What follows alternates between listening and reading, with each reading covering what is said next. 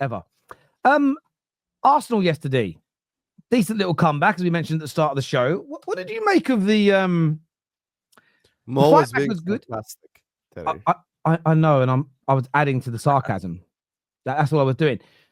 The fight back yesterday, I still think held a little bit of importance in terms of it didn't allow for another meltdown, if that made sense. There was a lot of, oh my God, we're collapsing. You sort of fought back. But what did you make of the sort of mockery of your manager? And the reason I bring that up is because I saw a lot of Arsenal fans. Robbie was obviously talking more about the booing, which we'll get onto. But I saw a lot of Arsenal fans online last night, angry, fuming about the Mikel Arteta banner, putting him into a dress, saying this is wrong, saying Liverpool should be a classier club. Obviously, Potsy, what did you make of all of that? Well, I saw a gal having a hissy fit about it, if I'm honest. And he just epitomizes the fans that I say treat this guy like his dad or his uncle. Do you know what I mean? Like, let's be real. It was banter. I didn't really care, if I'm honest. I didn't think there was anything on that banner that was not true. He is a bridesmaid. He's not a bride. That's just factual. So if they're going to have banter about it, it's calm by me. I don't really give a damn. I think it rattled a lot of people. I think it rattled Mikel Arteta as well. I looked at him in the post-match. He looked really pissed off, man. Really pissed off. And I don't think it makes you less classy, does it? I don't know. Maybe it does to some people, but I honestly did not care one bit. I laughed at it when I saw it. I didn't see it live. I did the watch along, and I didn't obviously see it on until afterwards. And someone had showed me, and I just laughed. We all did. We were like, fair play. But it depends how. Dan, you're a grown-up. That's why you just laugh. You're a grown-up. But why are people having a fit about this? I don't get it. Why? What's me so neither.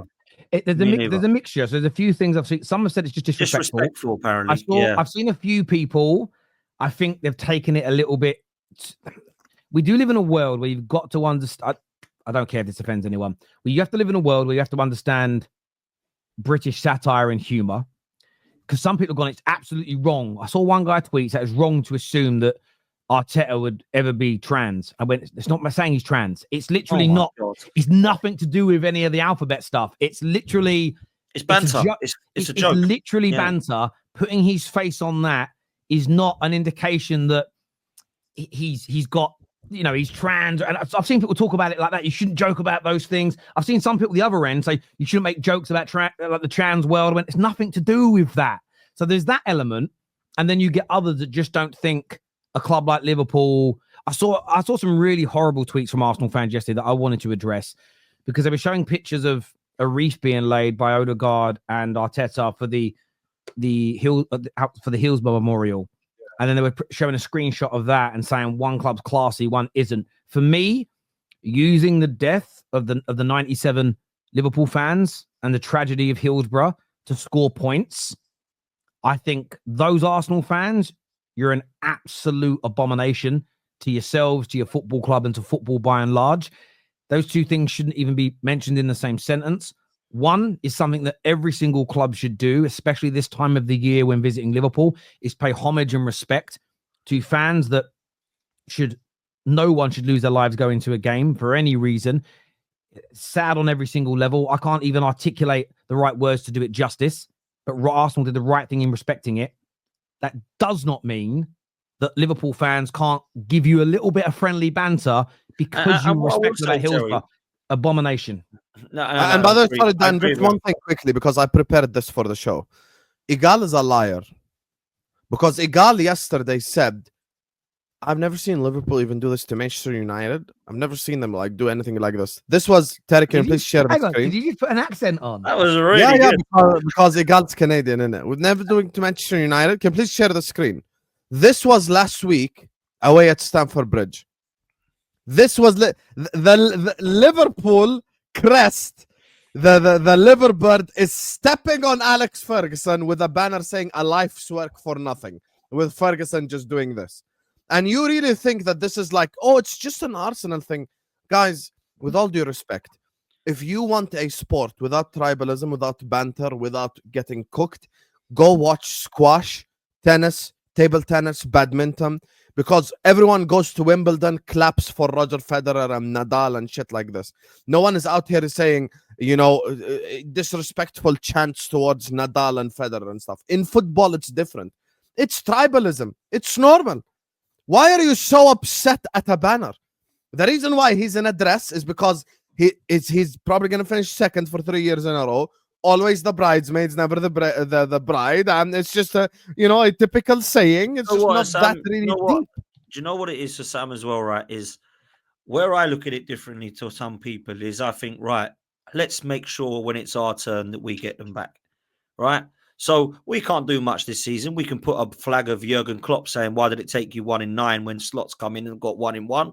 We can banter that. And if Liverpool fans get sensitive, that's on them, right? That's all we've got so far. If we do it, then what we do is we bring a banner and we put Arteta in a bride's dress as a laugh back and go, there you know, now he's a bride or whatever it is, right? It's banter. Yeah, exactly. You get it back. Yeah, that's what we do. Unfortunately, fans are so sensitive, and it's not just Arsenal fans, by the way, that they get really, really down about this. This is disrespectful. This is out of order. They're not a classy club. Liverpool are a class club. Arsenal are a class club. I thought personally Arsenal showed that yesterday in terms of the guard of honour and stuff like that. I think we've always been respectful to Liverpool. I don't think there's ever been a huge rivalry between us, if I'm honest. There wasn't even a rivalry this season. People say, oh, finally a rivalry between Arsenal and Liverpool. I agree. We didn't make it a rivalry. We weren't good enough to be in a title race with them, right? So whenever we've been crap, Liverpool have been good. Whenever Liverpool have been in turmoil, we've been winning stuff. That's what I grew up with. Liverpool were the laughing stock when I was growing up because it's been 30 years without living. Now it's changed. Arsenal are now the bit more of the banter club. Liverpool have been winning the last decade, right? So that's what happens with it. I never, ever have any kind of... Nobody really gets to me with stuff like that. Arsenal fans that don't have the standards at the club actually annoy me more than a banner with Arteta's face on it. That's what annoys me more, right? So I didn't get it. I don't understand. I understand Igal loves Mikel Arteta, right? Igal is obsessed with him, thinks he's the best manager that he's seen, puts him in the same bracket as Pep and all these other men. That's up to him. That's his opinion, right? Not my opinion at all, but that's his opinion. So he believes that's disrespectful because he's basically looks at it as somebody is slagging my manager off by saying that he's crap. They're not really. They're just saying you still can't get across the line. You've done your best, but you can only get second again. That's what the banner basically says. So that's not saying your manager stinks and he's crap. The problem is the bromance. To the song that United fans used to sing about Wenger. Jesus Christ. There you go. The bromance between City and... The problem is, Dan, the bromance. Dan, the problem is the bromance between City and Liverpool. And they never mock Jurgen Klopp. When you're like... I love Mo. I love Mo. The problem is they see this bromance and all... When you were growing up, worst rivalry in history. Worst rivalry. Yeah, exactly. 1 second. You saw Wenger's 3 league titles, right? It's just very quickly, Dan Potts, you're right. The worst rivalry in the worst period in the Premier League history. Agreed, isn't it? Agreed. Facts. No problem. No. Anyway, so Wenger, man, always. did you see Wenger's 3 league titles? Say again? Did you see Wenger's 3 league titles? Yeah. The reason why people are offended by this banner is a lot of people now, even my age, have not seen Arsenal win a league title once in their life. They haven't. So Mikel Arteta is as good as it's been for them in their lifetime. Yeah, this is reality. This is not me making shit up. No, because Wenger, towards the latter era, Arsenal were like laughing stock of the time, and we all remember what happened. You know, the 10-2s and the all the bad results. Like there came a point in time where like Arsenal would lose like 6-3 to Chelsea, 5-1 to Liverpool, get destroyed by Man City, blah blah. So Arsenal were really a bad team under Arsene Wenger in the last like specifically like 5-6 years almost, right? I know they had spurts here and there where they were good, but for the most part they were a bad team.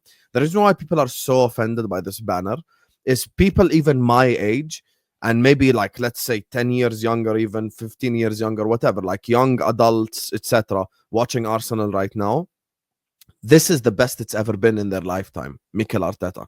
So Liverpool fans went at the manager that has gotten them to the best they've seen in their lifetime, and that's why they're offended.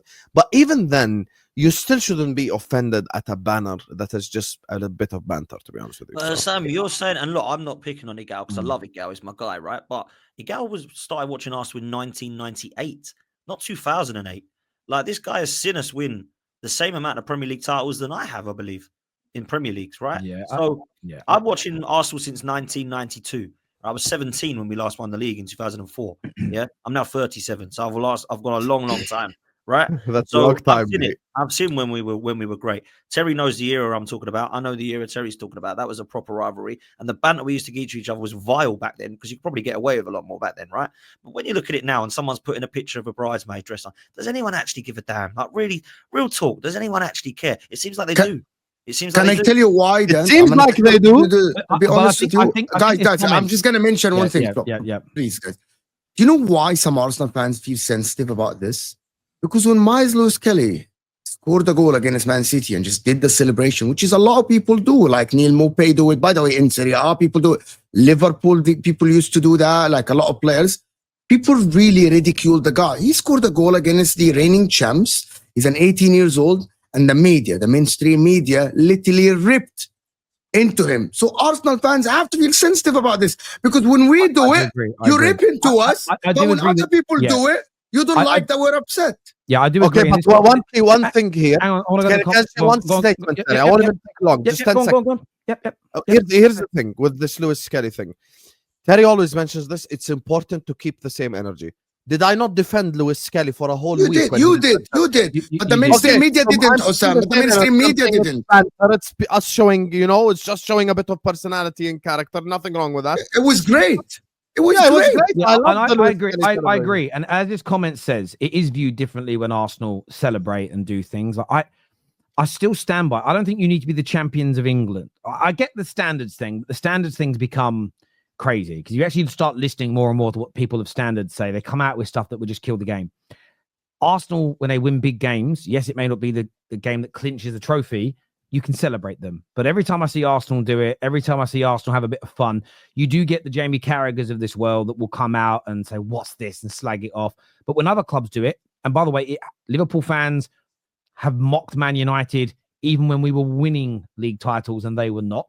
The famous banner of, Uar Cantona, come back when you've won 18 as an example. When we were going through a period of winning trophies and Liverpool had stopped, they were mocking us, and they would, I remember a Liverpool fan walking onto the football pitch to shake Kenny Dalglish's hand when they ironically beat Blackburn, but we didn't beat West Ham and they won the league, right?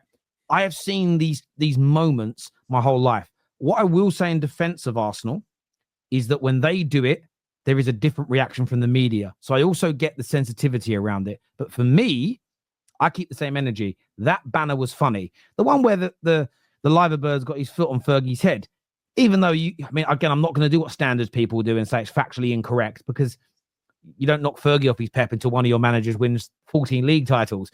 But it's a bit of banter, and banter doesn't need to be accurate. Do you know why? Because banter's a joke. And I think there's this mad thing that's wrong in the world right now. The mad thing that's wrong is that people take jokes like you're making political statements. It's honestly ridiculous. It's a joke. It's a bit of banter. It's a bit of a laugh. And I would say this to Arsenal fans. Again, you're free to do what you want with your own football club.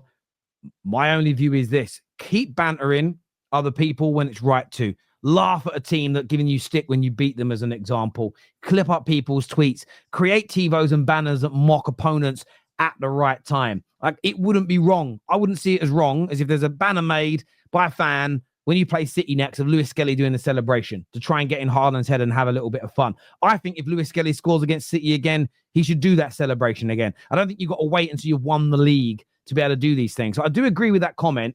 At the same time, I will say to Arsenal fans, don't become hypocrites on this subject matter and suddenly try and stop banter. I think we need to encourage more of it in the game, because I believe it's what creates the rivalries, Potsy. And I know you don't see it as a rivalry. That's your club. You feel about it. I don't. I actually quite enjoy what's happening at the moment between Liverpool and Arsenal. I quite like these fledgling moments of a potential rivalry. And I think if you two go neck and neck next season in the league, along with City, with the way Arsenal fans feel about City and Liverpool at the moment, and vice versa, I think it will create a great off-the-field fight and battle as well, which, to your point, it may not be as good as Man United Arsenal's, but it will definitely be better than what we saw with the City Pool bromance. So for me, I'm all up for this stuff. We need more of this in the game. We need more banter and more stick, and no one from either side should be trying to shut it down. That's my point. Don't stop Arsenal from doing it. Don't stop Liverpool from doing it. Allow more. Can I ask Sam something then? Do you think that there would be a rivalry potentially? Let's say Arne Slot and Arteta next season are going at it. Do you think there will be a rivalry that's more of a hatred than the Manchester City one under Pep? Do you genuinely think that could be that way?